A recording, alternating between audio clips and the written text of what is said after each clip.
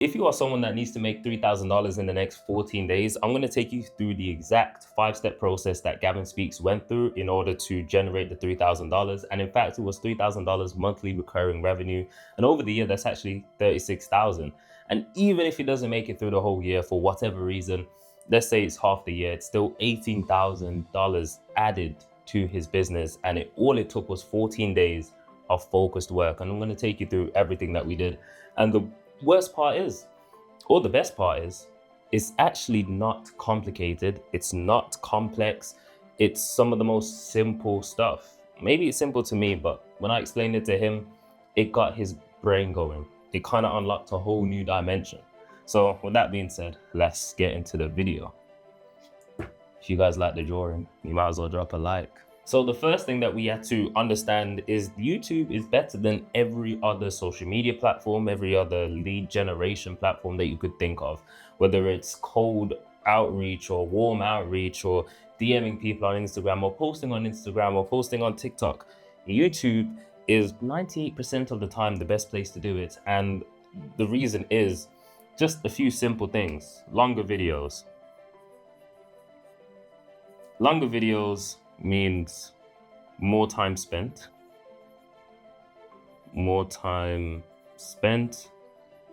if people spend more time with you, naturally they're going to trust you. The first thing that you need to understand when it comes to getting clients for any business, whether it's coaching, consulting, or whatever other business you run, what other online business, the main thing is trust. And until you have trust with a viewer or an audience or a person, they will not buy from you. Things that can make people trust you is authority. If you're an authority in someone's life, for example, police officers are an authority, or doctors, they have a certain uniform, and we know that they had to go through a certain training or go through certain experiences or learn enough things and pass enough tests to become a nurse, a doctor, a brain surgeon, a police officer. So automatically when we see them in that uniform, we're like, okay, we know that we can trust you with this aspect. Another way you can trust someone is time. When you just meet someone new, whether it's a partner or a friend, like at first you're probably thinking, oh, this guy's a bit weird still, I'm not gonna lie.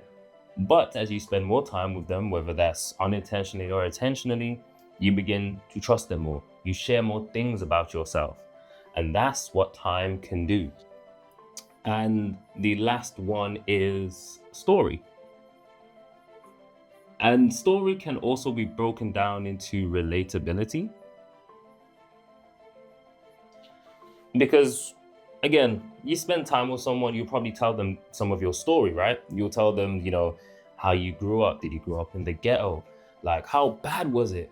Oh, what kind of life has ups and downs? What kind of downs did you go through? What are your highest points? What are some of your achievements? You really get to know that person. And just funny stories. Is that person funny? Is that person more serious? Do they like doing this? Do they enjoy the same things as you? Is it football? Is it NFL? Is it whatever it may be?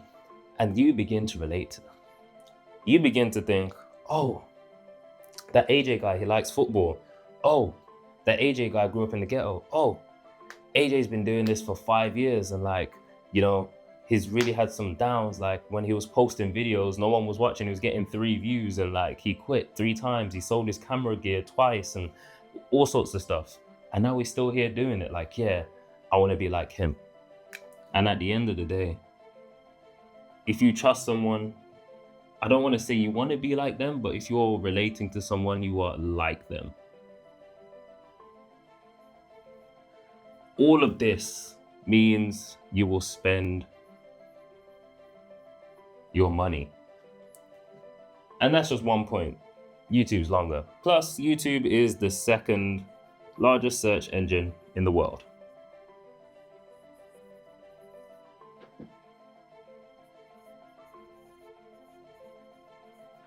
Now, with all of that, they're the second largest, and they're also owned by the first largest, which is Google. So, hey, no one's gonna have more search traffic than you. You don't Google things. For example, when you Google things, typically videos will pop up and it will be YouTube videos. It's not gonna pop up with Instagram videos or TikTok videos. Why would Google do that? You know what I'm trying to say? First thing you need to understand before you even try to make an extra $3,000 in the next 14 days or 18,000 is that YouTube is the place that you need to be. And people always get worried about YouTube. YouTube is not as complex. The creation process is different to short form videos. But once you understand the creation process on YouTube, it is super, super simple. And the second thing I took Gavin through to make sure that he can make the $3,000 in 14 days is that he needs to see his personal brand, anything that he's building, whether it's on YouTube or any other platform, like the solar system, the universe. You know what I'm trying to say? So the thing that I put him through is the sun. Relate the sun. Imagine the sun is your core mission, right? And your core mission, everyone should have a core mission. Your core mission is essentially the thing that you want to help people with. For me, my core mission, I help business owners grow on YouTube so that their business can scale. Now, I can replace business owners with experts, educators, it doesn't matter. Those are my target audience. I'm helping them grow on YouTube so that, and then the benefit of growing on YouTube is so that their business can scale.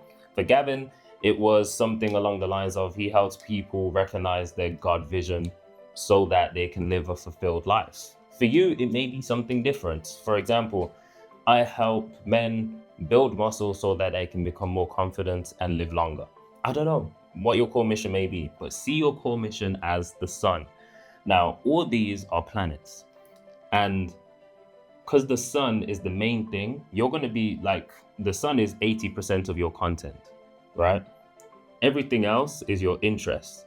So you might be interested in football, music. Speaking of music, I'm recording this the day before Dave drops his album, the 24th of October, 2025. Dave, the boy who played the harp, I can't wait. Anyway, football, music, games. I don't know what else you could be interested in. If you don't have loads of interest, that's fine. But the thing that Gavin went wrong, he was blending in with everyone else because he just spoke about his core mission and he did not intertwine his interest into his core mission. Now, what do I mean by this? For example, Gavin liked traveling, right? So Gavin liked traveling. And his core mission was manifesting or reality creation. That's what his core mission was basically built around. If he intertwined traveling with manifesting / reality creation, people that are in the manifestation space but aren't really interested in traveling, they're not going to intertwine that into their content because that's not something they're interested in. Because Gavin loves traveling, has traveled, he can tell stories about traveling, stories that he's managed to manifest traveling. He manifested a free trip to, I think it was Thailand. And I was just like, bro, that's a perfect story. Have you ever told that? He's like, no. He's like, I'm like, why? He's like, I don't think people will care. And I was just like, that is absolutely ridiculous. And obviously, I'm not built like this, but some people have a passion or an interest for money. Gavin was one of those. So he literally manifests money, talks about money, and he intertwined that with manifestation and reality creation alongside the God vision. Once he started doing that, he became more unique in his videos, right? And this is what you guys need to understand. The thing is, with YouTube compared to other platforms, because the videos are longer, you are able to intertwine your interest or passions into your core mission. And let's say you make a video. All your videos are going to be about your core mission, one way or another. But because the videos are so long, you can give examples, analogies, stories that relate to your core mission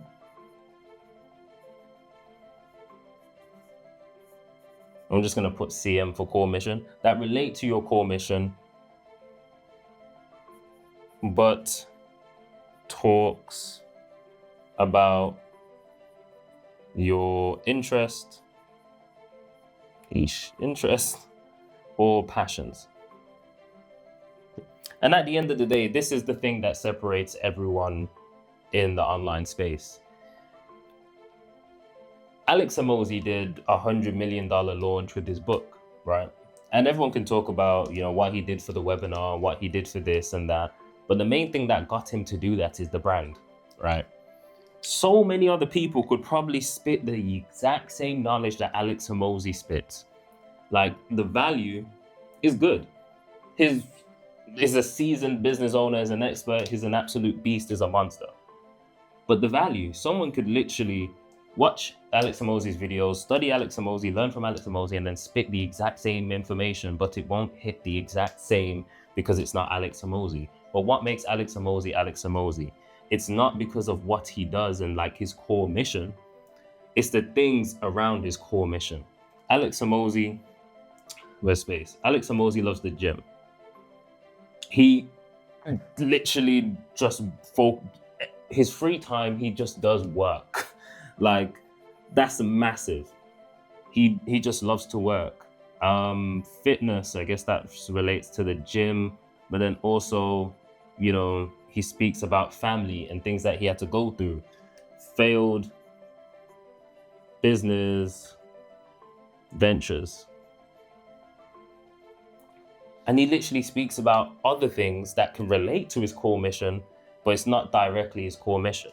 Now, I know his core mission is something to do with helping business owners, once they hit 10 mil, go to like 100 mil or something like that. But that doesn't mean every single video he's going to create is literally targeting that 100 mil. He literally intertwines gym or work or fitness or family or something that relates back to the core mission. That way he can get other people that are like gym fanatics or love working too, or maybe they're into fitness, or maybe they're family orientated, whether it's, they're having issues with their family, or they just really love their family, or they just need advice around family, friends, people that are scared to go into business, that have failed ventures. All these things attract different people. And once they understand who Alex Hormozi is, they will understand the core mission, which means they can then buy into the core mission. And this is what makes your brand super powerful. Again, value isn't enough. Someone can spit the same facts as Gavin Speaks. They can spit the same truth as Nero Knowledge. They can spit the same truth as me. They can spit the same truth as Alex Hormozi, Iman Gadzhi. The only thing that makes them different is literally them. And that's the power of a personal brand.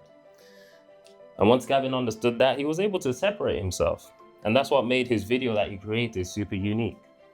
Now, the thing is, I speak to a lot of people, and sometimes I feel like people need to maybe just look inside of themselves a little bit.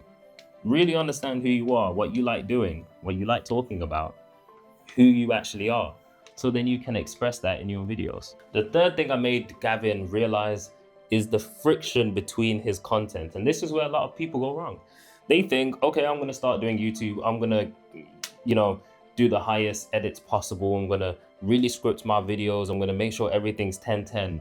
And they do that once and their video gets 10 views and they're like, fuck, that took a lot of work. I'm going to have to do that again. This week, I don't have the time. Or something comes up and they don't have the time. The easiest and most biggest advice that I can give to you, always start with low effort / friction content. Now, honestly, the lowest effort is technically live streams. But as someone who's just starting out, you probably don't have the audience to make live streaming even worth it. The next thing you can do is pretend that you're on a live stream. Press record on your camera, your phone, talk to the camera. No script, as if it was live.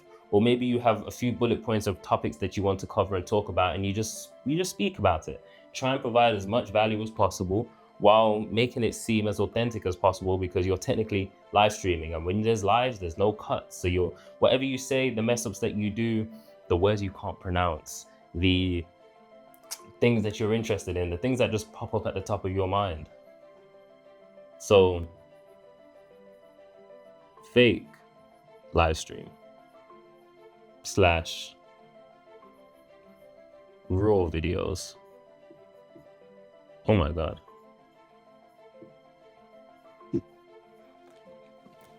As we get to the higher section, it just becomes editing, more scripting, more prep. And once you get here, what you need to realize is just because you do more editing or more scripting or more preparation doesn't mean that you're entitled to more views. The only thing that can actually help you get more views theoretically is the packaging of your videos, and that's your titles, thumbnail, and the idea of the video itself. And the packaging all comes down to how much you research. And a quick tip, pause. If you are researching, just use vidIQ. vidIQ is one of the most powerful things that you can use to research on YouTube and find winning ideas, trending topics, outliers. Is the best thing ever. If you don't have time to script, if you don't have time to edit, if you don't have time to do anything else, make sure you do some research. That's the biggest thing. And that's what me and Gavin did. I researched, he researched, we came together, we put our ideas together, and we said, you know what, we think this is the best title, this is the best idea, people are interested in that, people are searching for that, people just want to watch that. So that is what we did. And then for the editing, outsourced.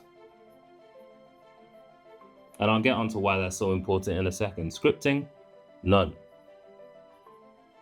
Preparation, none. And by preparation, I mean, we don't have to set up a whole set in a different location or switch locations or switch scenes or have multiple angles. It's literally one angle, just like this. It's set up, you have a light, and you just speak. It's literally that simple. My biggest advice, please start at the lowest effort possible and then build your way up. Once you start moving your way up, or in this case, downwards, you'll start to realize that, as you move down, you might get more views, but at a certain point, you'll just stop getting views, like more views. So then you have to make a really, really strong decision to either keep doing more and getting the same views that you did when you did less, or you just stop there and either stay there or go back up to the lower effort so you can produce more videos and technically get the same amount of views. Because there's no point doing more effort and putting in so much effort to get the same amount of views as you did if you put in less effort. Because you could put in less effort and drop more views and then double the amount of views that you're getting, which will double the amount of traffic that you're getting to your business. By the way, if you are a business owner who wants to grow their YouTube channel so that they can scale their business, there's going to be a link in the description to work with me one-to-one. Typically, it's best if you're making at least 5,000, ideally 10,000 a month. If you are not quite there, you can join the group version of my program, but links will be in the description for both of those. So the fourth thing that we need to understand, if you want to make an extra 3,000 or 18,000, 36,000, you can actually make more theoretically, is that you need to understand there's 4 stages when someone goes to purchase with you. There's the traffic stage where they discover you.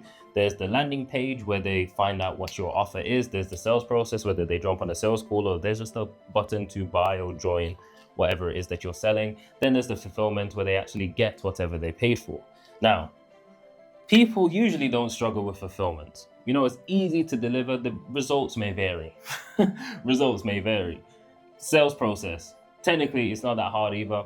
If you don't want to do a sales call, you can just do a button to join. If you do want to do a sales call, typically sales calls aren't hard depending on the audience that you're working with, because all the sales call is just finding out if you can actually fix their problem and then you offer your solution. Then we have the landing page. Most people do not focus on this. Now, the traffic is coming from YouTube, right? In our case with Gavin, in our case with you. The landing page could be whatever you created. In Gavin's case, it was actually school. Now, most people need to focus on here before you even focus on traffic, you need to focus on the landing page. And the reason I say this, let's say you're posting and for some reason your video pops the hell off and you have 100,000 views, right? That 100,000 views doesn't have a landing page to go to.